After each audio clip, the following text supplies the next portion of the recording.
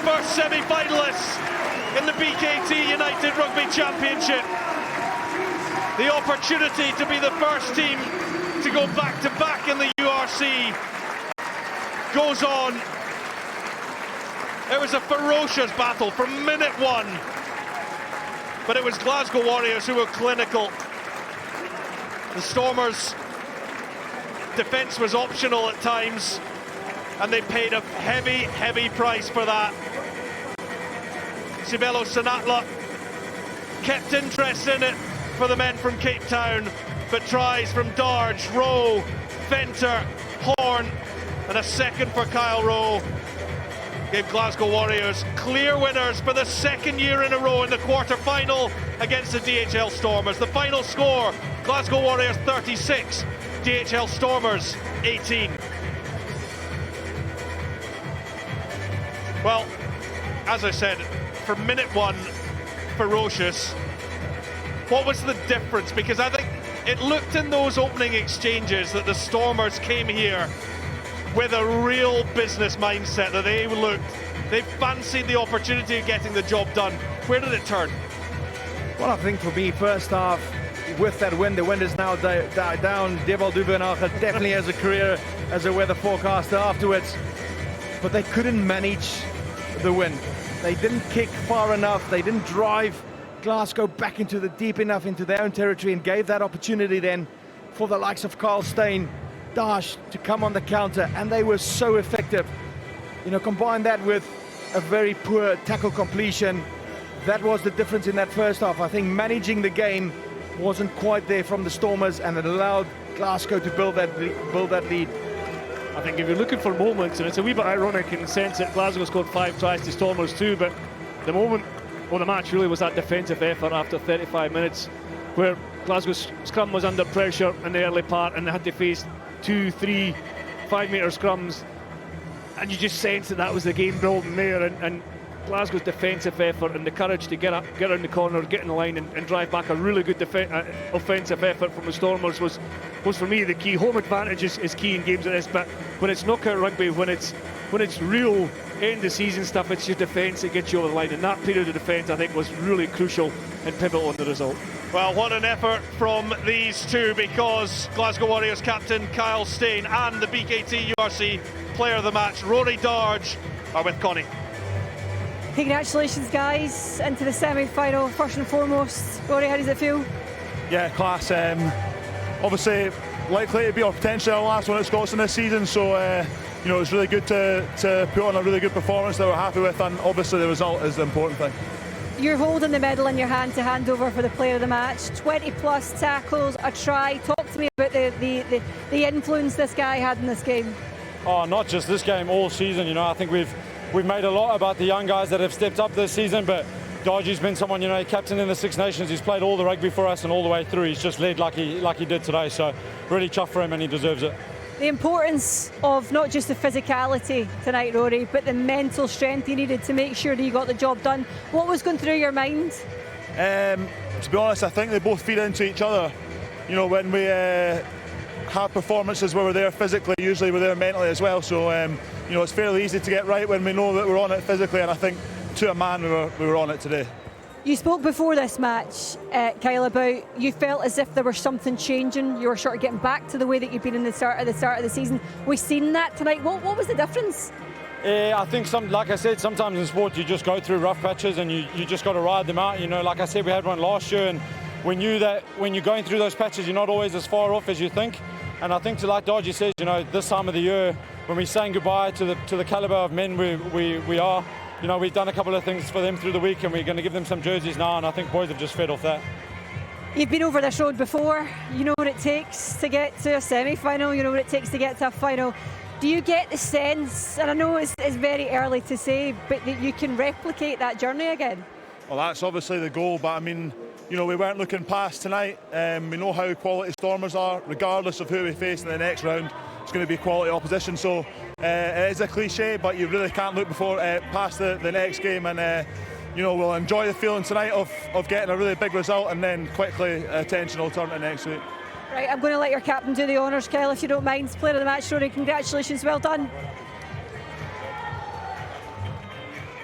So the Glasgow Warriors can sit back and watch the other 3 quarter-finals tomorrow. The Bulls host Edinburgh, Sharks host Munster, and it's Leinster against Scarlets, who will play the Glasgow Warriors. And we can now head down to Ryan Wilson, who's getting some further reaction amongst that Glasgow squad. Oh, thanks very much. You put me under pressure now, because they're about to head through that little tunnel there made up by the Stormers. Do you know what? We will go and find one man that I know is heading away. He's injured at the moment. Let's just quickly grab him whilst we wait. Seba, I bet you wish you were out there tonight. Not to be, but I know the news is out. You're leaving the club. Firstly, on tonight, what a performance by the boys. Yeah, that was some shit for the boys. Just being that physical against a physical team like Stormers, against any South African team, I think they were awesome. So, yeah, I'm pretty glad. And tell me, what does this club mean to you, mate? Because I know how special it is. The fans love you. You love this place. Glasgow is your home. You're going to miss it? Yeah. It made me feel a little bit emotional today. But, yeah, I'm going to definitely miss this place, these boys. Well, you captain this club, so you know what it means. So, yeah, it's going to be always part of my family. Well, we won't let you miss this bit, because the important bit's coming. And what we'll do is we'll throw this one back to comms or whoever needs it, and we'll grab some later, maybe.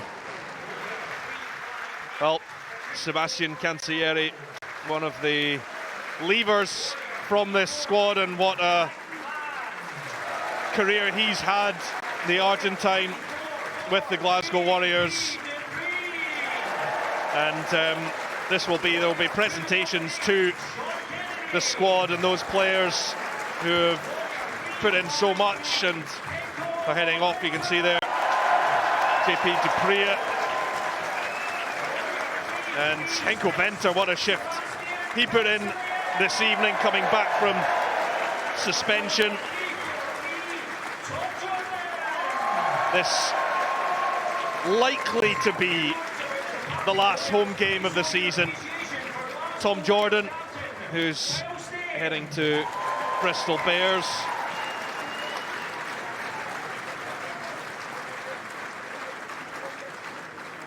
And Chris, when you see this and just how it's kind of turned around just in that 80 minutes for Glasgow, if it's to be Dublin or if it's to be hosting the Scarlets, do you think that today has just brought that belief back like it did a year ago? I think so. I think there was a different edge, there was a different atmosphere, there was a different intensity, and that comes from individuals, but also just that consequence of knockout rugby. And you see Kyle Steyn there. It's a difficult role because you have to rock up tomorrow and do your recovery and then prepare for next week's game. But I talk about family quite a lot, and Kyle Steyn does it, and the players that represent the club tonight can do it proud, but it's not the end. You say you low ahead. I think the performance today can set the ball in motion for another tilt at the championship, but it's going to be a massive challenge wherever they go. It's also about getting your players back on the field. I think Glasgow looked as if they were quite lucky in terms of injury tonight as well, which is a big thing going forward, and perhaps get some of the guys who've been injured most recently back to form and fitness as well. Is that quite a nice position to be in, that when you've got the job done on the Friday night and you know that six other teams are playing tomorrow and you get to watch them? Yeah, I never thought about that as well. It's just that extra day recovery as well, isn't it? So it is. It's all these little things, and when it's been a really comfortable win in the end for Glasgow Warriors, and it's built on hard work and built on defence, and scored like, what was it, the final try? George Horn's try was a contender for try of the season for them. So there's so much went right tonight. You can go into your extra day's rest with a lot of confidence and a lot of belief in what happened. If you'd just scraped over the line or maybe won without playing at your best, it makes next week even more difficult. But I think they're in a good position, settling out the Warriors, and they'll look forward and they'll enjoy the games tomorrow and meet up on Sunday or Monday, regardless of who the opponent is next week, and prepare for another victory. Quite emotional scenes for the players, and likely to be their final outing here at Scotstoun Stadium, that are leaving at the end of the season. Players that have put in some effort, not just tonight, but throughout the years under their contracts, and many of them championship winners last season with the club. He was outstanding tonight. Henko Venter, wasn't he? So many were outstanding tonight, but it's interesting, or it's nice to see as well the Stormers have just made their way off the field. They stayed out to show their appreciation for the Warriors Labours, and the fans as well. They got a nice ovation from the home fans, and it's a tough night for the Stormers. It's similar to what happened last season, a long trip back to Cape Town, but it is all about the Warriors tonight. Well, Ryan's back in amongst the squad, so let's hand back down to him. Here we are with the man of the moment, because Henke, how did it feel? You've not been here for a massive amount of time, 2-3 years, but from the ovation you got when you came off the field, it shows how much you put into that jersey. Yeah, no, it was special. Yes, yeah, this place is special. I really enjoy every second here, so yeah, thankful just for everything. And because of tonight's result, you get another little run out in the jersey, so we'll find out whether it's here or whether it's over in Dublin, but the way that you boys did it last year, you think you can go and do it all the way again? Yeah, definitely. We're here for one reason, and that's to win the cup. So yeah, let's see if we're going to play next week, but I think we'll be up for it. So we'll leave you to it. We'll let you celebrate with the family. Go find a couple more, because that man's been outstanding for this club. I'll tell you what, I'll get a photo in a minute. How's it feel being back out there, mate? Far out, bro. Feels pretty good. The lungs are stinging in the last 20, but oh man, I'm stoked for the boys that this is their last game at Scotstoun, you know. But I said to Thomas before the game, he came up to me and said, hopefully let's not make it his last one with me, you know. So we got hopefully 2 more games together. So we're looking forward to next week. How much of that was an emotional driver tonight? Because we saw something that we haven't seen the last couple of months with Glasgow. Obviously, You've not been out there, but was there an emotional driver around that, surely? Yeah, 100%, man. Look, to be honest, I think, you know, with the last 2 months that we've had, you know, the ups and downs, it's such a long season, Will, as you would know, and to be honest, we're waiting for this game, you know, we're waiting for this quarterfinal to show up when it counts, and we've got to do it 2 more times to feel that feeling that we felt last year. So we just got to refocus now, get rally up again, and feel like this, you know, very similar route to last year is that quarterfinal here at home, we've got to go away to a very hard task next week in Ireland. We know that. We're looking forward to it. I'm going to grab that man you spoke of really quickly. Hold on, we just got. I'll get the photo after with you. I'll get the photo after. That's it. Oh, here we go. We're just going to smile for one quick. We'll get a proper one in a minute. Off to Bristol Bears, but a couple more games to go. A couple more games to go is the feeling. Yeah, 2 to get, bro. Yeah. Fuck, I think. Yeah, just got to lock in, recover up, and just get the mindset right. And like we've done it before, we know what it's going to take. It's going to go to the well, but then we've got the group here, so yeah, just get the belief up. Yep. And I'm hoping that there's a semi-final here next week, but if it's not, an emotional evening for you, the last run out of the club for now. You never know, you might come back. I think it's slowly starting to hit me now, but yeah, just love my time at Glasgow, obviously. It's been like nights like tonight, what it's all about, so yeah. And guys like you, obviously. Tommy Jordan, I bloody love you. We're sending this one up to Ross. Let's go. Oh yeah, they're going to miss Tom Jordan. They're going to miss all those that are leaving. But, as you say, one last push. And they're now 2 games away from retaining their URC title. A handsome victory for Glasgow tonight. They are absolutely delighted. We will figure out exactly how they did it on the other side of this break. So Franco Smith has joined us. Congratulations, Franco.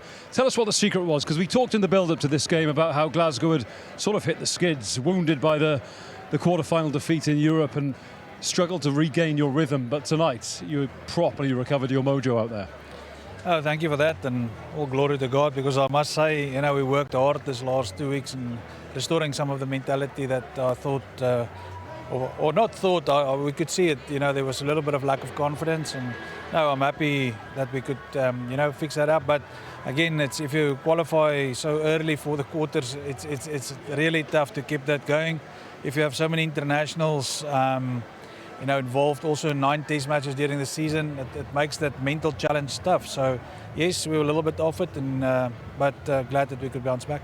Chris sort of referenced that at the beginning of the game, the knockout mentality. When you have qualified, as you just said, there is probably a tendency to ease off a little bit and relax a little bit, but when you know it's win or go home, that sharpens the senses somewhat. Definitely, but you must also know that we speak the whole season on what the quality of the competition, the quality of the sides, you know, and it's hard, you know, with traveling and injuries happening that it's hard to be on top of your game every week. And a compliment to all the teams this season. They've really made it hard for each other. It didn't go. There was no easy game. It was always tough. And again, that is the thing that I take most pride of. To end up at the top of the pile is fantastic.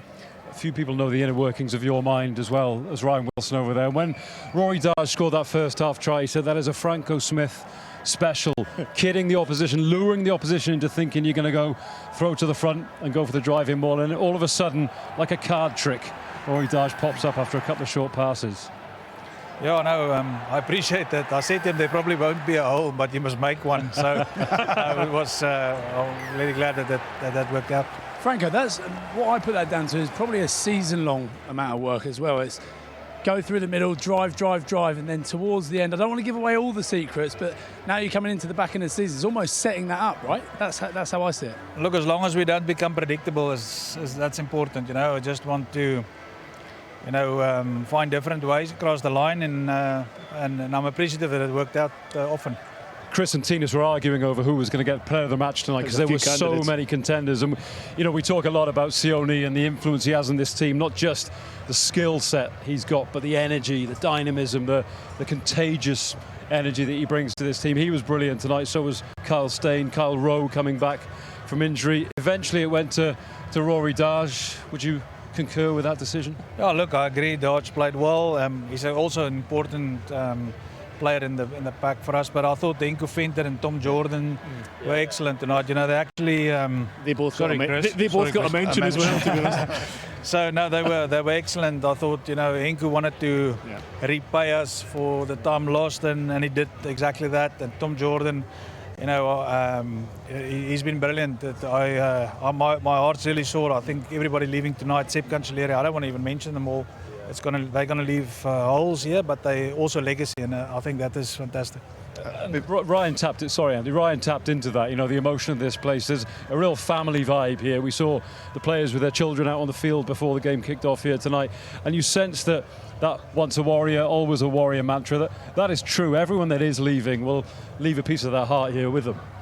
Well, I hope so. I think we tap so often in that the part of that emotion, and it must be true. You can't tap into something that's not the fact, and rather a perspective than a perception, and that's fantastic. To see the boys giving more from themselves than expected. And looking at tomorrow now, great emotion out there. You get the win. Where are you going to watch the game tomorrow? And obviously Leinster coming up against Scarlets. I'm sure you want the Scarlets to win so you get to play here, but most people will be back in Leinster. What are you going to do? Glass of red and watch it? Yeah, I won't say completely red, but I would like to. It will be good. It's good to have played Friday night. I think we will. We're eager to wait and see, and this last 2-3 days took forever to get past. So it is good to now start looking ahead and what's going to happen next, and we'll. Whatever comes our way, it's going to be our third trip somewhere or not. So we will just make sure that we, recover well and make sure that we have good physical condition next week. Just one, and you mentioned the word confidence at the start there, and how important it was, and you could see how confident a performance it was. How do you get that confidence without a game? You've said you found it in training. What did you do to instill that confidence that you know it would come out in a big occasion? Chris, good people makes good players. You can coach and ask more. In there, they've never lost it.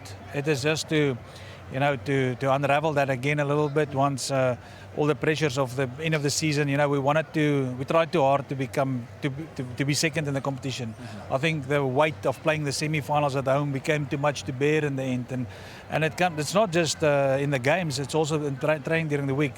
I don't think everybody out there understands what is expected of the players mentally and physically. You're on a high. You're second in the competition, and they're expected to give more because the next team you're going to play plays their final against you. Yep. They beat the champions of last year, and it's a successful season for them. So to be up there every week, so it's understandable. They're human after all. Just for me, you're now in the semi-finals. You park all of the season, everything that's happened, and pretty much just look at what happened today. How important was it to find momentum today and find a good performance? Because we all chatted about it before. We stuttered almost a little bit coming into this game. Now you look to have found a little bit of momentum of this and building this. Was that really important? Was that spoke about in the week? Yeah, it's a different competition. You know, the moment 18th game is played, that's a different competition completely. You work so hard to get to this point, then the approach changes. It's knockout rugby. It changes. That brings a little bit more excitement because it's you take a little bit of a different approach up there in the office. But I think the important thing here is that the players, the way they react to the competition. You know, I think it's our 12th playoff game tonight here since I came, and the boys have learned, they adapt, they understand, and they look forward to it. And I think that is the, you know, compliments it with them. You know, they really work hard and they believe in what we do. So and again, you know, through the grace, we keep everything standing. Well, Franco, we will meet again this season. Whether it's back here in a week's time or over in Dublin is yet to be told. That will all depend on tomorrow. Enjoy it with your glass of red, and thanks for coming over as always. Thank you very much. Have a good night. We'll see you next week. Thank you. Thanks, Franco. Thank you very much. So Franco Smith, the victorious coach, gentlemen, and it is fascinating, Tinas. You know, we talk about that flick of the switch. You know, you go from regular season into knockout rugby and something changes. And tonight, where the Stormers were sloppy, Glasgow were just so precise and so ruthless. Yeah, no, it's a whole new competition. It's that one game can finish your season or you can keep going. I think it's also a couple of players that's come back into the fold. We know Glasgow has struggled with some of the superstar players not being able there. Tupilotto was influential. Yeah. But it's then, you know, that defensive effort today. I mean, I know we saw some wonderful tries, some wonder counter-attacking, you know, all the line breaks, all the defenders beaten. But defensively, they did not allow the Stormers any space. You know, they shut them down, they closed their space on the physicality on the tackle itself. You know, they stopped them either on or behind the gain line. And that is what the Stormers wanted. That's what they got in the last two games, building into this. They were getting over the gain line, they're going forward momentum, they're getting a bit of space, the offloads are sticking, the individual brilliance comes to play. They had to do everything on the back foot. You know, it was almost a 90% tackle success, and they just shut down. And then the mistakes come in. Then the Stormers are trying to force it. The kicks aren't going well. The lineouts are starting to falter. You know, they're starting to make unforced errors because the pressure is on, because this is a playoff game. It's a knockout game. We mentioned all the players that are leaving, but there's a certain man out there just kicking the ball with his son, and that's all built on him. Peter Murchie, the defence coach, he's obviously heading off to Kobe, but he's put that in place. Everyone looks at Glasgow Warriors and said, look at the brand of rugby they play.